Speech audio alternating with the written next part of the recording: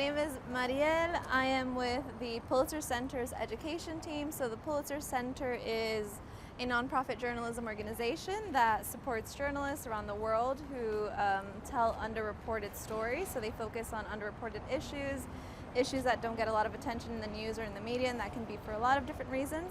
But the Pulitzer Center provides journalists like the ones that are featured here with grants so that they can go and do their reporting. I'm part of the education team, and at the education team we offer different resources to students. So we have lesson plans, we have student contests, and we just work with students to talk to them about these different underreported issues and underreported stories. So this exhibit is called Traditions and Resistance. All of these different projects are part of that exhibit. And they feature different Pulitzer Center supported artists, supported journalists, photojournalists who are telling the stories of different indigenous groups around the world who are resisting against different threats and challenges. For example, environmental issues like climate change, urbanization, contamination of their waters, like you can see here in the tensions at the Amazon fringe.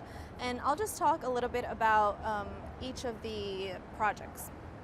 So first, the one that we can see here is the tensions at the Amazon's fringe, and the photojournalist is Gui Christ. He's a Brazilian photographer, and as you can see there, it says he's hailed as one of the best documentary photographers of his generation. And his project is about an indigenous Brazilian peoples in the Brazilian Amazon who have a lot of tensions and challenges related to agribusiness in their native lands. And so here in this aerial view, you can see power lines that have contaminated their waters. So these indigenous people rely a lot on their land to survive, specifically fish. A lot of them fish and eat fish. And if their waters are contaminated, they can't do that. So that's one of the challenges that they're facing. There was also before buffalo rearing on their land. Currently there's a lot of cattle that are grazing the lands of different indigenous groups, not just in Brazil, but across South America, because the Amazon stretches across 9 countries in South America. But there was also the challenges that they faced with buffalo rearing on their land. And you can see the different portraits of the indigenous people featured in this project. So there you have a portrait of Antonio Lima, who is one of the cowboys of the Papagao community in the Brazilian Amazon. A portrait of Rosa Maria Veras, a 7-year-old artisanal fisherwoman. You can see a portrait of Prau Acroa Gamela, who's a child, and she witnessed some gunmen killing her relatives and friends in her community. And then a portrait of a indigenous healer, and over here a portrait of Acroa Gamela, who is a chief of the indigenous group. So that's the tensions at the Amazon's fringe. Over here we have an ancestral storage to feed the future. It's a project by Sharon Castellanos, who is based in Cusco in Peru, where also this project was photographed. So this project specifically is about, it talks about colcas, which go back to pre-Incan times, and they're a way that these indigenous people in Cusco, these indigenous Andean communities, have been storing food. So with environmental issues like climate change, they're facing a lot of challenges on different ways to store their food, because with climate change you have warmer weathers, and so there's this challenge of how do we keep food safely stored with these threats. And so we have here, you can see Cipriano Quispe, who is actually working on the colcas, and he wants to build colcas to store the food, and hopefully that once he builds, he can build more to safely store the food of his indigenous community.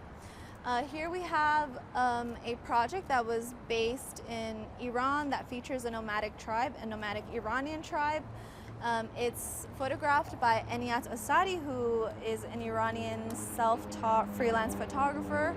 And it's about the urbanization that's going on in close to the area of this nomadic tribe, traditional nomadic tribe. And you can see the women that are photographed. So this project specifically features the women and talks about the challenges that they're facing, specifically with urbanization. So urbanization talks about and relates to the threat of a lot of people leaving their traditional way of life to go to cities to make money, and leaving their traditional way of living. So it's specifically focused on the challenges that these women face. They rely on their land to make money, and with increasing urbanization going on around their land, they face a lot of different threats to their traditional way of life.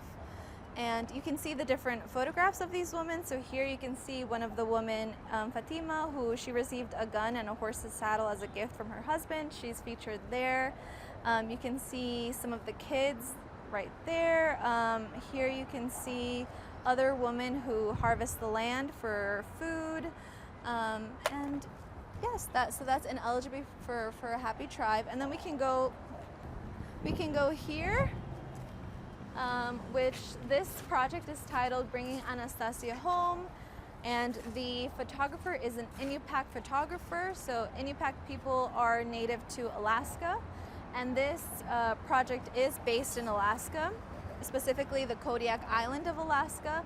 And it talks about Anastasia, who in 1901 was taken from her family and forced to go to one of the Canadian boarding schools. So during this time, a lot of Native Alaskan children were forced to go to Native boarding schools, Canadian boarding schools.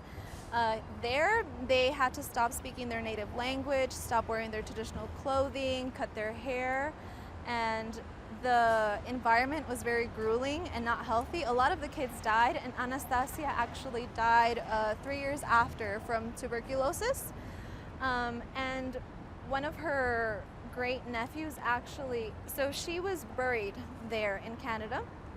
One of her great nephews, this project talks about the great nephew who brought her remains back to Kodiak Island, back to her relatives for a reburial ceremony. So here you can see some of her relatives giving her remains a final blessing after they returned it to the island before it's reburied. And then here you can see a Russian Orthodox priest who led the reburial ceremony. Here you can see some of her relatives, and they're in, she specifically is in traditional clothing. And then here you can see a picture of Old Harbor, which is in Kodiak Island, Alaska, as her relatives are helping to rebury the remains that they brought back of Anastasia. So this project is about how, a long time ago, these Native people were forced to go to these boarding schools and stop speaking their language, wearing their traditional clothes, but even after all of this oppression and assimilation, they're still practicing their traditional and native way of life. And in fact, a lot of these Native children are actually being returned to their families and their relatives. So that's really amazing. And then here we have the tattered menstrual health of Kashmiri's tribal women. So the photograph is by the project is by Shafali Rafiq, who is a 22-year-old award-winning journalist and documentary photographer based in India. This project was specifically about these Kashmiri women and their menstrual health and all of the challenges they face in practicing good menstrual hygiene.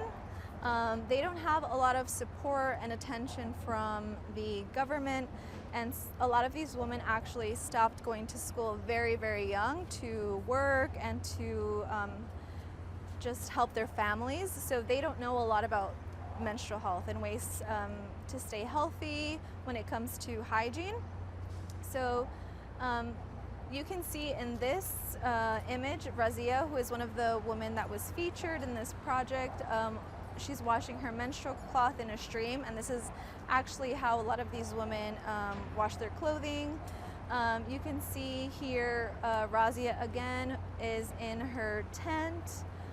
Here you can see a more aerial image of the tents housing a lot of these women, and hopefully with more education these women can learn better menstrual health practices to stay healthy. But they do face a lot of challenges when it comes to this because, like I said, a lot of them had to stop going to school young, and they weren't taught this by the government, by other relatives, because they also don't have a good understanding of good menstrual health practices. So that's that project, and yeah, that's everything. If you have any questions, please let me know. Any comments? What do you think about the photographs? I also did not know about these people and the threats that they were going through before I read about these projects. So it's definitely really important to know about. They're far from us here in New York City, but these challenges are all relevant. And hopefully you enjoyed the exhibit.